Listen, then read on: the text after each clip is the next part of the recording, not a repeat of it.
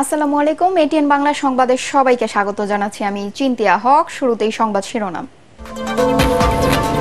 Appeal বিভাগের রায় অনুযায়ী কোটার প্রজ্ঞাপনে প্রধানমন্ত্রীর অনুমোদন আজ জারি। সরকারি চাকরির সব গ্রেডে এ রায় কার্যকর হবে।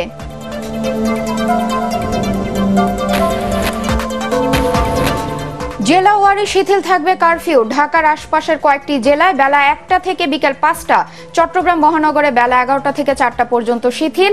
আজ সাধারণ ছুটি। বিএনপি জামাত শিবিরের নাশকতাকারীদের শক্ত হাতে দমন করে পরিস্থিতি স্বাভাবিক করা হবে, মতবিনিময় সভায় বললেন প্রধানমন্ত্রী। সরকারকে সহযোগিতার আশ্বাস ব্যবসায়ীদের।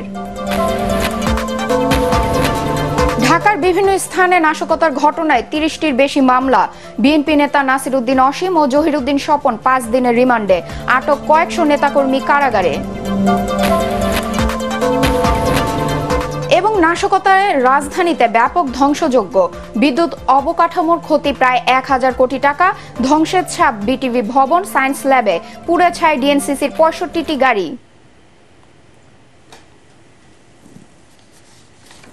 শুনছিলেন সংবাদ শিরোনাম, এবার বিস্তারিত সংবাদ।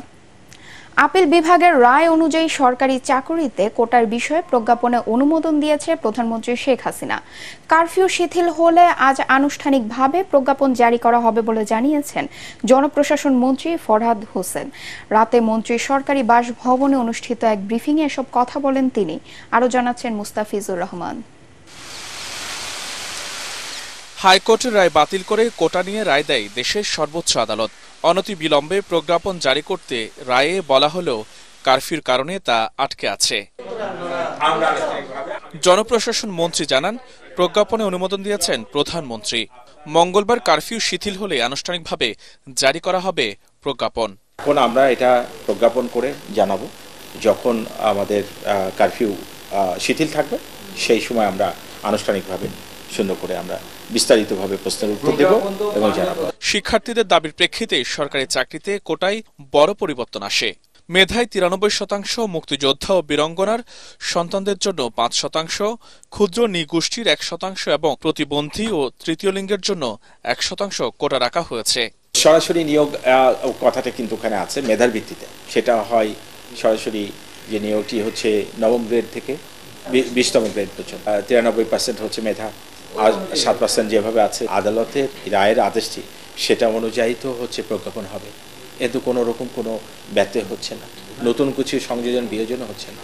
যেটুকু আছে আদালতের রায়, যেটা আদেশ, সেটি অনুযায়ী প্রজ্ঞাপন হবে। সরকারি চাকরির সব গ্রেডে রায় কার্যকর হবে বলেও জানান মন্ত্রী।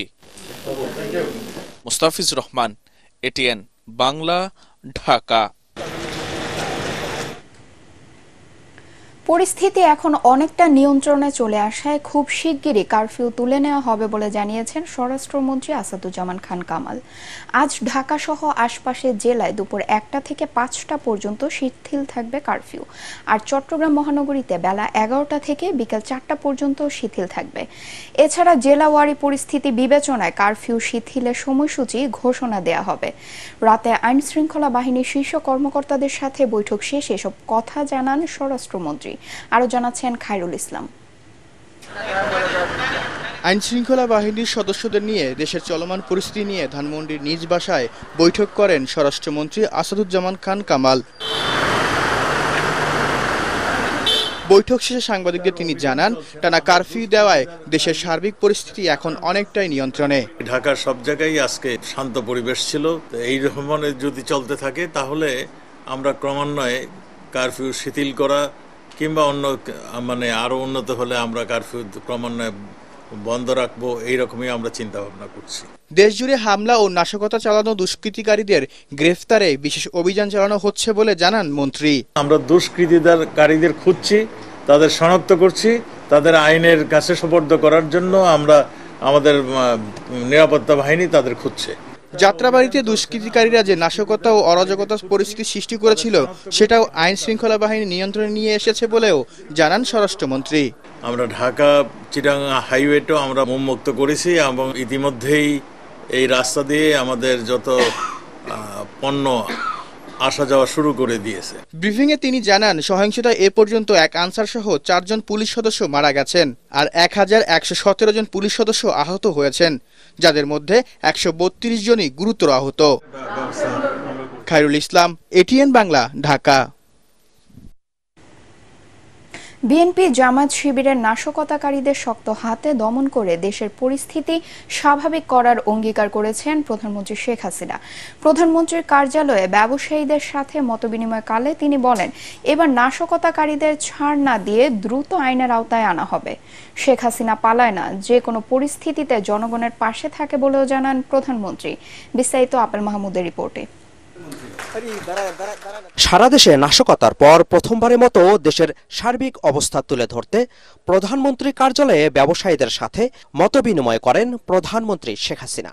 এতে নাশকতায় জড়িতদের চিহ্নিত করে ব্যবসা বান্ধব পরিবেশ সৃষ্টির দাবি জানান ব্যবসায়ীরা। যে কোনো পরিস্থিতিতে সরকারের পাশে থাকার অঙ্গীকার করেন তারা।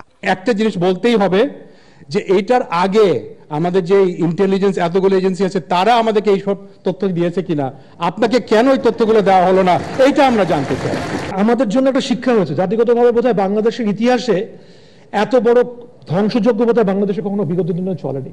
আমরা আজকে ক্ষমতায় আমাদের পূর্ণতলা থেকে ফেলে দেয়, আমরা প্রতিহত করি না, এটা তো ভালো কথা না। ব্যবসা বান্ধব পরিবেশ নিয়ে উদ্বেগ প্রকাশ করে প্রধানমন্ত্রী বলেন, রাজনৈতিকভাবে সমস্যা সমাধানে ব্যর্থ হয়ে কারফিউ দিতে বাধ্য হয়েছে সরকার। আমাদের অনেকেই বলতে চেষ্টা করে ছাত্রদের বিরুদ্ধে আর্মি নামানো। আমি রাজনীতি করে, ছাত্র রাজনীতি করে এসেছি। ওই ঢাকা ইউনিভার্সিটি থেকে শুরু করে ওই সেনাবাহিনী যে কি করতে পারে আমার জানা আছে, কাজে আমরা কখনো আমাদের শেষ চেষ্টা করি রাজনৈতিকভাবে সমাধান করতে, তারপর আর্মি নামাতে আমরা বাধ্য হয়েছি। এই কারফিউ এগুলো তো এরা সন্ত্রাস করার চেষ্টা করে যাচ্ছে, কিন্তু এরা কারা? খুব অপরিচিত কেউ না। আপনারা দেখেছেন এর সঙ্গে সমর্থন দিয়েছে বিএনপি। সারা দেশ থেকে শিবির কর্মীরা রাজধানীতে এসে নাশকতা চালিয়েছে উল্লেখ করে তিনি বলেন, এ ঘটনায় বিএনপির চেহারাও সামনে এসেছে। এই সাজাপ্রাপ্ত রাষ্ট্রপতি দেশ থেকে বাইরে ওখান থেকে হুকুম দেয়, এটা জ্বালাও, ওটা জ্বালাও, এটা করো, আর কয়দিন চালাও ইত্যাদি। আর জামাত ইসলামী এবং বিএনপি শিবির, আপনারা জানেন যে কটা ঘটনা, যতগুলি খুন খারাপি এই শিবির, বিএনপি, জামাত এরা একসাথে করেছে। নাশকতাকারীদের বিরুদ্ধে সরকারের কঠোর অবস্থানও তুলে ধরেন শেখ হাসিনা। বিদেশে পালিয়ে যাওয়া নিয়ে গুজবেরও জবাব দেন তিনি। শেখ হাসিনা পালিয়ে গেছে, শেখ হাসিনা নাই, শেখ হাসিনা চলে গেছে, শেখ হাসিনা পালায় না। পরিকল্পিতভাবে প্ল্যান করে দীর্ঘদিন থেকে প্ল্যান করে তারা এসেছে। জেলায় জেলায় খবর নিয়েছে কোথায় কোথায় শিবির কর্মীরা আছে, তারা কেউ নাই, সব ঢাকা, কিন্তু ঢাকা শহরে না। যেসব ব্যবসায়ী নিজের প্রতিষ্ঠানের নিরাপত্তা দিতে পারবে, তারা ব্যবসা সচল করার উদ্যোগ নিতে পারেন বলেও জানান প্রধানমন্ত্রী। আপেল মাহমুদ, এটিএন বাংলা, ঢাকা। কোটা আন্দোলনের নামে নাশকতার অভিযোগে গ্রেফতার বিএনপি নেতা নাসির উদ্দিন অসীম ও জহিরুদ্দিন স্বপনকে 5 দিনের রিমান্ড দিয়েছে আদালত। এছাড়া দলটির 5 শতাধিক কর্মীকে কারাগারে পাঠানোর নির্দেশ দেওয়া হয়েছে। সোমবার বিকেলে ঢাকা মহানগর ম্যাজিস্ট্রেট আরফাতুল রাকিব এ আদেশ দেন। এদিকে ডিএমপি কমিশনার হাবিবুর রহমান জানান, ঢাকার বিভিন্ন স্থানে সহিংসতার ঘটনায় 30টিরও বেশি মামলা হয়েছে। হুমায়ুন চিশতির রিপোর্ট। কোটা সংস্কারের দাবিতে শিক্ষার্থীদের কর্মসূচিতে রাজধানীর বিভিন্ন এলাকায় নাশকতা চালায় বিএনপি জামাতের নেতাকর্মীরা। এমন অভিযোগে নগরব্যাপী চিরুনি অভিযান শুরু করে ঢাকা মহানগর পুলিশ ডিএমপি। অভিযানে গ্রেপ্তার করা হয় বিএনপির কেন্দ্রীয় নেতাসহ 5 শতাধিক নেতাকর্মীকে। সোমবার বিকেলে তাদের ঢাকার সিএমএম আদালতে হাজির করে পুলিশ। এ সময় আসামিদের 10 দিনের রিমান্ড আবেদন করা হয়। শুনানি শেষে বিএনপির কেন্দ্রীয় নেতা ব্যারিস্টার নাসির উদ্দিন অসীম ও দলটির মিডিয়া সেলের প্রধান জহিরুদ্দিন স্বপনকে 5 দিনের রিমান্ডে পাঠায় আদালত। তবে অসুস্থতার বিবেচনায় আমানুল্লাহ আমানের রিমান্ড আবেদন নামঞ্জুর করা হয়। অন্যান্য আসামিদের কারাগারে পাঠানোর নির্দেশ দেন আদালত। জনাব আমানুল্লাহ আমান সাহেবকে ওনার রিমান্ড বাতিল করে, জামিন বাতিল করে ওনাকে ডিভিশন প্রদান করেছে এবং বাকি যে 2 জন, জনাব ব্যারিস্টার নাসির উদ্দিন অসীম সাহেব এবং জনাব জহিরুদ্দিন স্বপন সাহেবকে 5 দিনের রিমান্ড দিয়েছে। ওখানে যথেষ্ট সিসিটিভি ফুটেজ আছে।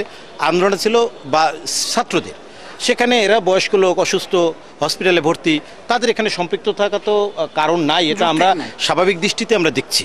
এদিকে রাজধানীর যাত্রাবাড়ি এলাকা পরিদর্শন করে ডিএমপি কমিশনার হাবিবুর রহমান জানান, কোটা আন্দোলনকে ঢাল হিসেবে ব্যবহার করে পুলিশ হত্যার উদ্দেশ্যে ভাড়া করা সন্ত্রাসী মাঠে নামানো হয়েছিল।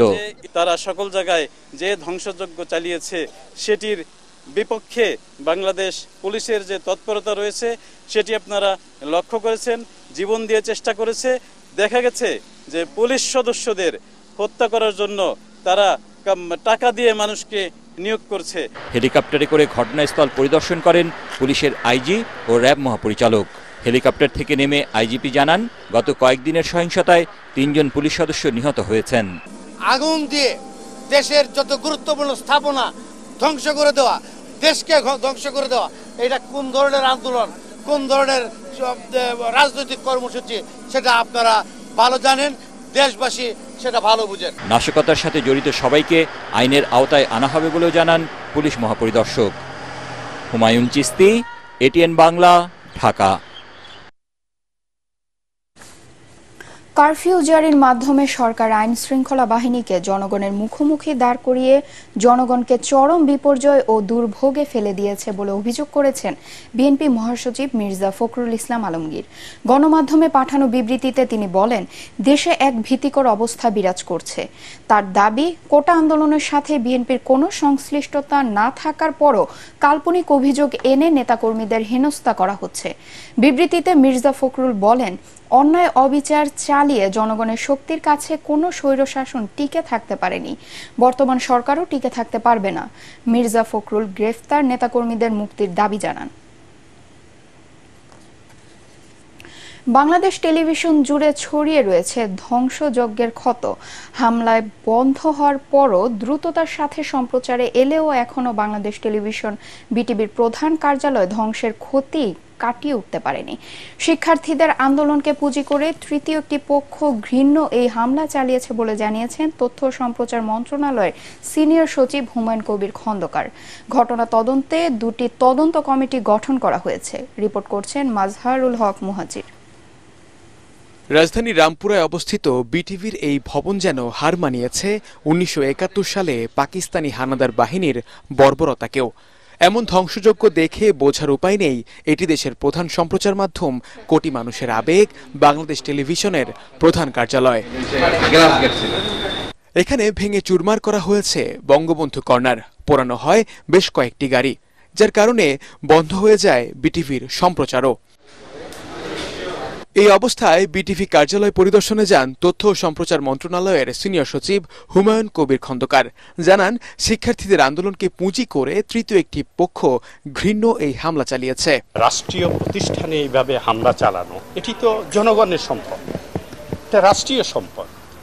আর এই বিটিভি একটা ঐতিহ্যবাহী মিডিয়া, এই মিডিয়াকে একেবারে তছনছ করে দেওয়া হবে। ক্ষতির পরিমাণ যদি বলতে যাই, আসলে এটা নির্ণয় করা যাবে না। এই যে ধ্বংসলীলা দেখে আমার মনে হচ্ছে এটি ছাত্ররা এটি করতে পারে না। এদিকে অজ্ঞাত হামলাকারীদের নামে বিটিভির পক্ষ থেকে একটি মামলা করা হয়েছে বলে জানান বিটিভির মহাপরিচালক। ডিজির পক্ষ থেকে গঠন করা হয়েছে 7 সদস্য বিশিষ্ট তদন্ত কমিটি। ডিজি সাহেব এই বিটিভির পক্ষ থেকে মামলা করেছেন, জিএম বাদী হয়ে এটি মামলা করেছে।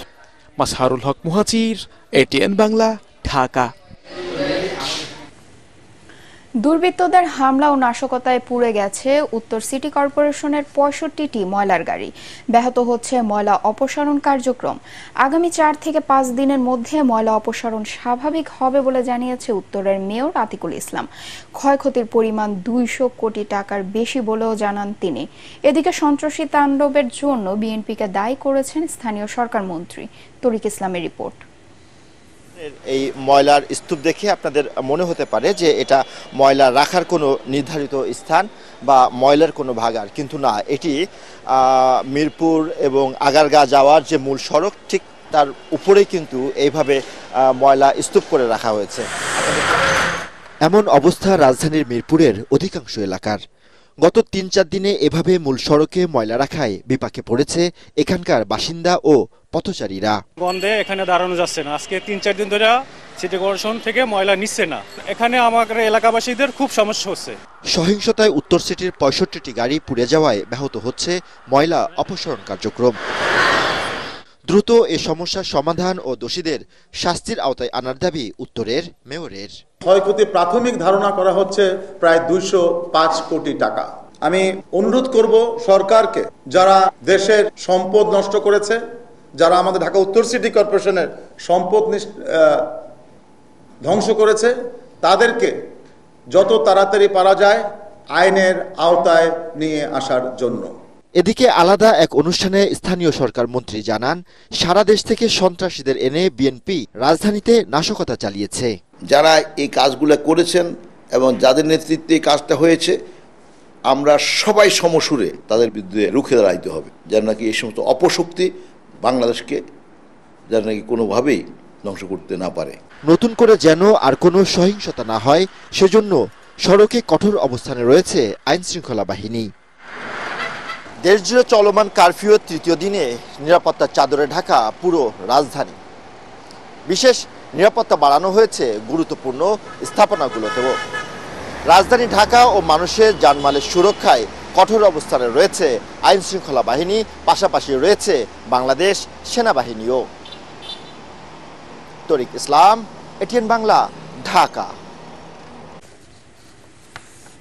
এদিকে দুর্বৃত্তদের চালানো নাশকতায় পুড়ে গেছে সরকারের একমাত্র গবেষণা প্রতিষ্ঠান সায়েন্স ল্যাবরেটরির প্রায় ৫ কোটি টাকার সম্পদ। সংবাদ সম্মেলনে বিসিএসআই এর চেয়ারম্যান আফতাব আলী শেখ জানান, দুষ্কৃতিকারীরা শুধু ধ্বংসযজ্ঞই চালায়নি, লুটে নিয়েছে ল্যাবের মূল্যবান বহু সামগ্রী। এ সময় বিজ্ঞান ও প্রযুক্তি মন্ত্রী ইয়াফেস ওসমান দাবি করেন, বিএনপি জামাত তাদের হীন স্বার্থ হাসিলে এমন ধ্বংসাত্মক কর্মকাণ্ড চালাচ্ছে।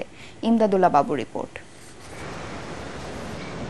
ধীরে ধীরে স্পষ্ট হতে শুরু করেছে কোটা সংস্কার আন্দোলনের নামে ধ্বংসযজ্ঞের চিত্র।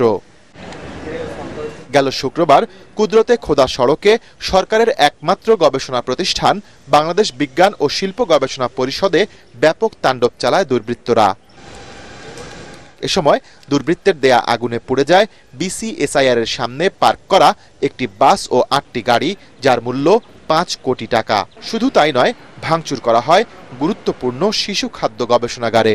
লুটে নেওয়া হয় গবেষণাগারের বহু মূল্যবান যন্ত্রপাতি, যার তালিকা তৈরি করছে কর্তৃপক্ষ। সংস্থাটির চেয়ারম্যান জানিয়েছেন, ছবি যেন না পাওয়া যায় সেজন্য ধ্বংস করে দেয়া হয় সিসিটিভি ক্যামেরাও। দেশের সবচেয়ে বড় যেটা শিশুদের খাদ্য, সে খাদ্যপণ্যকে টেস্ট করে তাদের খাদ্য উপযোগী কিনা সেটা করা হয়। বাংলাদেশে যত খাদ্যপণ্য আমদানি রপ্তানি করা সেটা টেস্ট করা আছে এই খাদ্য বিজ্ঞান ইনস্টিটিউট। দেশীয় কাঁচামাল ব্যবহার করে সেরামিক এবং কাঁচ তৈরি করা হয়। অসংখ্য কেমিক্যালস এবং যন্ত্রপাতি সেখানে অবস্থিত। সেই আইএফএসটি এবং আইজিসিআরটি ক্ষতি সাধনের অপচেষ্টা করে। এ সময় বিজ্ঞান ও প্রযুক্তি মন্ত্রী জানান, গবেষকদের অর্জন নষ্ট করতে এবং দেশের উন্নয়ন ম্লান করতে এমন নাশকতা চালিয়েছে দুষ্কৃতিকারীরা। আমরা যেভাবে ধরেন পাকিস্তানের বিরুদ্ধে যুদ্ধ করেছিলাম, আমাদেরও তখন কিছু কাজ ধ্বংস করতে হয়েছে আমাদের মানে দেশের স্বার্থে, অর্থাৎ ভবিষ্যতে দেশের স্বার্থে আমাদের কিছু কিছু জায়গা আমাদের নষ্ট করতে হয়েছে। তো তারা যদি এখন সেই কাজগুলো করে, তার মানে কি তারা কারা? তারা ডেফিনেটলি এই দেশের মঙ্গল চায় না। আপনার বিএনপি বা তার ছাত্র সংগঠন তারা কিন্তু নেমেছিল এই কাজে, অর্থাৎ ধ্বংস করে তারা তাদের চরিতার্থ করবে তাদের যা চাওয়া। আন্দোলনের নামে বিক্ষুব্ধদের এমন ধ্বংসাত্মক কর্মকাণ্ড থেকে বিরত থাকার আহ্বানও জানান বিজ্ঞান ও প্রযুক্তি মন্ত্রী। ইমদাদুল্লাহ বাবু, এটিএন বাংলা, ঢাকা। সাম্প্রতিক সহিংসতায় শুধুমাত্র মহাখালী এলাকায় ব্যাপক সরকারি সম্পদ নষ্ট করেছে দুষ্কৃতিকারীরা। সেতু ভবন, দুর্যোগ ব্যবস্থাপনা অধিদপ্তর, স্বাস্থ্য অধিদপ্তর, এক্সপ্রেসওয়ে, টোল প্লাজা সহ নানা স্থাপনায় আগুন জ্বালিয়ে দেয় তারা। পুড়িয়ে দেওয়া হয়েছে শতাধিক সরকারি যানবাহন। মনির হোসেন তপুর রিপোর্ট, ক্যামেরায় ছিলেন খলিলুর রহমান জুয়েল। আন্দোলনের নামে এমন তাণ্ডব এর আগে দেখেনি রাজধানীবাসী। দুষ্কৃতিকারীদের একটি অংশ টানা কয়েকদিন ধ্বংসযজ্ঞ চালিয়েছে মহাখালীতে। আগুন লাগিয়ে দেওয়া হয়েছে সেতু ভবন, দুর্যোগ ব্যবস্থাপনা অধিদপ্তর, স্বাস্থ্য অধিদপ্তরের পুরনো ভবন, এক্সপ্রেসওয়ের টোল প্লাজা সহ বিভিন্ন স্থাপনায়। প্রত্যক্ষদর্শীরা জানান ফায়ার সার্ভিসের গাড়ি আসতে বাধা দেওয়ার পাশাপাশি ভবনের নিজস্ব ফায়ার ব্যবস্থাও ব্যবহার করতে দেয়নি হামলাকারীরা। 55টি গাড়ি ক্ষতিগ্রস্ত হয়েছে এবং আমাদের অফিস ভবনের কয়েকটি তালা পুড়ে গিয়েছে, আমাদের অনেক মালামাল লুট হয়েছে। হওয়ার পরে এখন যে পরিস্থিতি দাঁড়িয়েছে, আমরা আজকে এই অবস্থায় অফিসে এসেছি যে আমরা অফিসটা কিভাবে করব। বেসিক্যালি অফিসটা করার মতো কোনো অবস্থা নেই, আমরা বিকল্পভাবে হয়তো বাইরে অবস্থান নিয়ে আমাদের অফিস করতে হবে। দুর্যোগ অধিদপ্তরের পার্কিংয়ে থাকা 54টি গাড়ি পুড়িয়ে দেওয়া হয়েছে। বিধ্বস্ত ভবনে কোনোভাবে তাঁবু টাঙিয়ে দাপ্তরিক কাজ করা হচ্ছে। তাদের এই কর্মকাণ্ডের ফলে আমাদের এই অফিসটি এখন আমরা নিশ্চিত নই যে এখানে আর অফিস করার পরিবেশ থাকবে কিনা। যে ধ্বংসলীলা চালানো হয়েছে এটা অবর্ণনীয়। আমাদের কমপক্ষে আমাদের এখনকার ইয়েতে যে অন্তত 500 কোটি টাকার ক্ষয়ক্ষতি হয়েছে। এই দুর্যোগ ব্যবস্থাপনা যেখান থেকে পরিচালিত হয় সেই ভবনটাকে, সেই ভবনের গাড়িগুলিকে কিভাবে তারা ক্ষতিগ্রস্ত করেছে, আমরা মনে করি এটা দেশকে পিছায় দেওয়ার জন্য তারা উদ্দেশ্যমূলকভাবে এই কাজ করছে। সার্বিক ক্ষয়ক্ষতি পরিমাণ জানতে সংশ্লিষ্ট কর্তৃপক্ষ পৃথক পৃথক কমিটি করেছে। কবে নাগাদ এই প্রতিষ্ঠানগুলো পুরোদমে চালু হবে সেদিকে তাকিয়ে আছে সেবা প্রত্যাশীরা। আন্দোলনের নামে সহিংসতায় রাষ্ট্রীয় গুরুত্বপূর্ণ স্থাপনা ও সম্পদের ব্যাপক ক্ষয়ক্ষতি হয়েছে, যা কারোই কাম্য নয়। হামলাকারীরা টার্গেট করে এসব স্থাপনায় আক্রমণ চালিয়েছে বলে মনে করছে সংশ্লিষ্ট কর্তৃপক্ষ। দ্রুত আসামিদের চিহ্নিত করে আইনের আওতায় এনে সর্বোচ্চ বিচার নিশ্চিত করা হবে, এমনটাই প্রত্যাশা সবার। মনির হোসেন তপু, এটিএন বাংলা, ঢাকা। ইন্টারনেট না থাকায় গ্যাস ও বিদ্যুৎ প্রিপেড মিটারের গ্রাহকরা চরম ভোগান্তিতে পড়েছেন। তবে এ ব্যবস্থা থেকে উত্তরণে বিতরণকারী প্রতিষ্ঠান খোলা রেখে কার্ড রিচার্জের সুবিধা দেয়া, 3 থেকে 5,000 টাকা ইমার্জেন্সি ব্যালেন্স দেয়া সহ নানা ব্যবস্থা নিয়েছে বিদ্যুৎ বিভাগ। বিদ্যুৎ ও জ্বালানি প্রতিমন্ত্রী নজরুল হামিদ বলেছেন, সোমবারের মধ্যে গ্রাহকদের চাপ কমে পরিস্থিতি স্বাভাবিক হয়ে আসবে।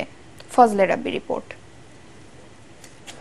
বিদ্যুৎ প্রিপেইড মিটার রিচার্জের জন্য গ্রাহকদের যেতে হচ্ছে ডিপিডিসি ও ডেসকোর আঞ্চলিক কার্যালয়ে। এই অবস্থা তৈরি হয়েছে ইন্টারনেট না থাকার কারণে। স্থানীয় ভেন্ডারের কাছ থেকে কিংবা নিজের মুঠোফোন থেকেই অ্যাপসের মাধ্যমে গ্রাহকরা টাকা রিচার্জ করে নিতে পারতেন, কিন্তু কারফিউর মধ্যে কার্ড রিচার্জের জন্য এখন তাদের ছুটতে হচ্ছে বিতরণকারী সংস্থার অফিসে। একই অবস্থা প্রিপেড গ্যাস ব্যবহারকারীদেরও। আজকে আসতেও দেয় না, অনেকক্ষণ দাঁড়ানো ছিলাম খামার বাড়ির এখানে, তারপরে আসতে দিছি। 52 টাকা আসতে দেখলাম যে যেহেতু আজকে না এলো সর্বনাশ, নাতিপাতিরা আছে এই গরমে কিভাবে টিকবে। অরাজকতার জন্য তো এইগুলা ভোগান্তিগুলো সাধারণ মানুষের।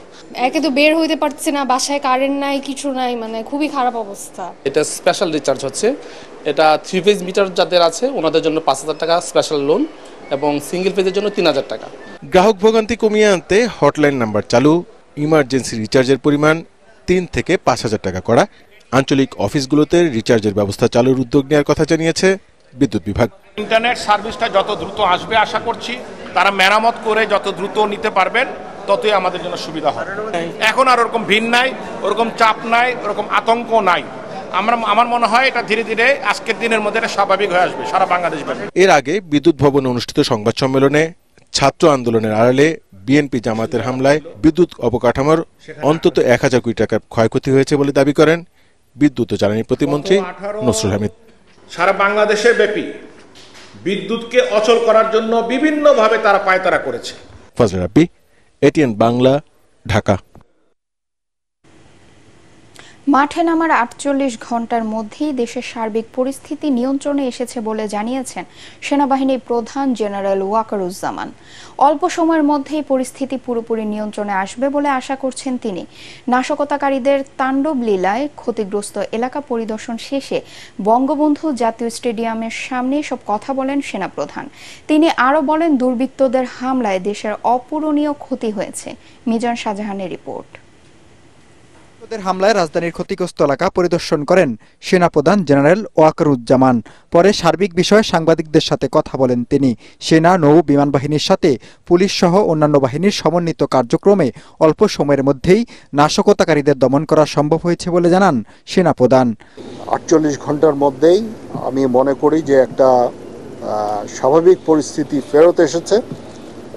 এটা খালি একমাত্র সেনাবাহিনী নয়, আমাদের সাথে বিমান বাহিনী, নেভি, তারাও ছিল, পুলিশ অত্যন্ত গুরুত্বপূর্ণ ভূমিকা পালন করেছে, র্যাব, বিজিবি, আনসার, ভিডিপি, আমরা সবাই মিলে একটা সুন্দর আবার স্বাভাবিক পরিস্থিতির দিকে এগিয়ে যাচ্ছি।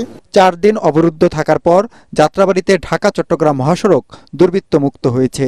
এরই মধ্যে পণ্যবাহী যানবাহন চলাচল শুরু করেছে বলে জানান সেনাপ্রধান general Wakeruzzaman. Supply chain already আমরা স্টার্ট করেছি, যেমন আমাদের যে এভিয়েশন ফিউল আসে নারায়ণগঞ্জে থেকে, এভিয়েশন ফিউল আমাদের যায় এখানে এয়ারপোর্টে, সেই কাজ অলরেডি শুরু হয়ে গেছে, সাপ্লাই শুরু হয়ে গেছে। এখন এটাকে স্বাভাবিক হতে আমার ধারণা আর কিছু সময় হয়তো আপনাদের দিতে হবে। রাস্তায় এখনো আমি দেখলাম বেশ কিছু গাড়ি পোড়া অবস্থায় আছে, ধ্বংসপ্রাপ্ত হয়ে, ওগুলোকে পরিষ্কার করতে হবে। পাবলিকের মধ্যে একটু কনফিডেন্স নিয়ে আসতে হবে। নাশকতার ক্ষয়ক্ষতি প্রসঙ্গে সেনাপ্রধান বলেন, এই ক্ষতি কাটিয়ে উঠতে সময় লাগবে, তবে অল্প সময়ের মধ্যে পরিস্থিতি নিয়ন্ত্রণে এনে নাশকতাকারীদের দমন করতে পারা বড় সফলতা বলে দাবি তার। মিজান শাহজাহান, এটিএন বাংলা, ঢাকা। পোশাক কারখানা বন্ধে একদিনে রপ্তানিতে ক্ষয়ক্ষতি প্রায় 1600 কোটি টাকা। এতে দেশের অর্থ বাণিজ্য পিছিয়ে পড়ছে বলে জানিয়েছেন বিজিএমইএর সভাপতি এস.এম. মান্নান কোচি। ইন্টারনেট সেবা বন্ধ থাকায় ক্রেতাদের মধ্যে বাংলাদেশ নিয়ে ভাবমূর্তি ও আস্থার সংকট দেখা যাচ্ছে বলে জানান তিনি। বন্দরে রপ্তানি প্রক্রিয়া সহজ এবং ঢাকা চট্টগ্রাম মহাসড়ক ও অনলাইন সেবা দ্রুত চালুর দাবি জানিয়েছেন ব্যবসায়ীরা। কারখানা বন্ধ থাকার কারণে প্রতিদিন আর্থিক ক্ষতি হচ্ছে প্রায় 1600 কোটি টাকা। তার চেয়ে বড় ক্ষতি হচ্ছে আমাদের প্রতি যে আন্তর্জাতিক ক্রেতাদের আস্থা ও নির্ভরতার ঘাটতির আশঙ্কা তৈরি হয়েছে।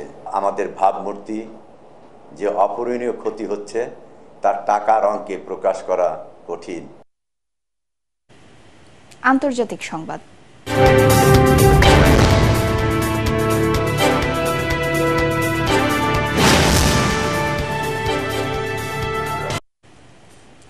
সাবেক মার্কিন প্রেসিডেন্ট ডোনাল্ড ট্রাম্পের ওপর গুলির ঘটনায় আইন প্রণেতাদের তোপের মুখে পড়েছেন যুক্তরাষ্ট্রের সিক্রেট সার্ভিস ডিরেক্টর কিম্বার্লি শেলে। এ সময় তার পদত্যাগ দাবি করেন আইন প্রণেতারা। ওয়াশিংটন ডিসির ক্যাপিটাল হিলে এই ওপেন ট্রায়াল আন্তর্জাতিক সংবাদ মাধ্যমগুলোতে সরাসরি সম্প্রচার করা হয়। এ সময় মার্কিন সিক্রেট সার্ভিসের কার্যকারিতা নিয়ে প্রশ্ন তোলেন ডেমোক্রেটিক ও রিপাবলিকান আইন প্রণেতারা। তারা বলেন, আমেরিকার সিক্রেট সার্ভিসের ইতিহাসে সবচেয়ে বড় বিপর্যয় ছিল এটি। এছাড়া বিভিন্ন পর্যালোচনায় সিক্রেট সার্ভিসের ভুলগুলো তুলে ধরেন মাইকেল ক্লাউড, গ্যারি পালমার, রাজা কৃষ্ণমূর্তির মতো আইন প্রণেতারা। তবে এফবিআই এর তদন্ত চলছে এমন কারণ দেখিয়ে বেশিরভাগ প্রশ্ন এড়িয়ে যান ডিরেক্টর শেলে। তিনি বলেন, এ সময় সিক্রেট সার্ভিস পরিচালনায় তিনি সবচেয়ে যোগ্য ব্যক্তি। পার্টেক্স খেলার খবর।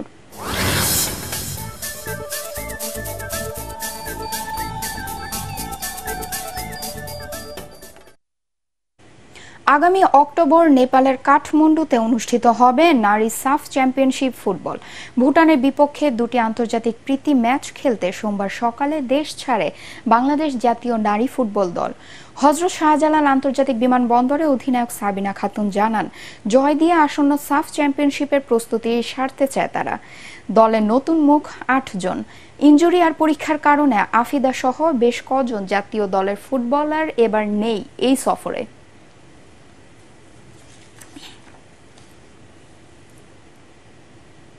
শেষ করার আগে সংবাদ শিরোনাম আরেকবার। আপিল বিভাগের রায় অনুযায়ী কোটায় প্রজ্ঞাপনে প্রধানমন্ত্রীর অনুমোদন আজ জারি। সরকারি চাকরির সব গ্রেডে এ রায় কার্যকর হবে।